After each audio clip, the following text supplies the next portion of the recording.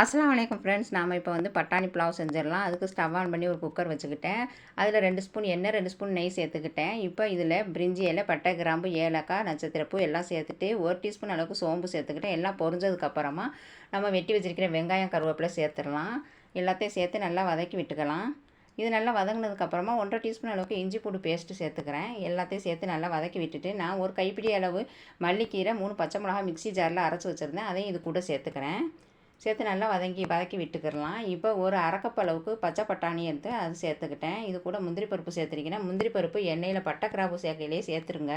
நான் மறந்துட்டேன், இப்போ சேர்த்துருக்கிறேன். இப்போ தேவையான அளவு உப்பு சேர்த்துட்டு எல்லாம் வதங்கினதுக்கப்புறமா நம்ம தண்ணி சேர்த்துடலாம். 1 கப் அரிசிக்கு 1 1/2 கப் அளவுக்கு தண்ணி சேர்த்துக்கோங்க. இப்போ நான் ஊற வச்சிருக்கிற அரிசியை தண்ணியை வடிச்சிட்டு இதில் சேர்த்துட்டு ரொம்ப இலை சேர்த்து ஒரு குக்கர் மூடி வெயிட் போட்டுடலாம்.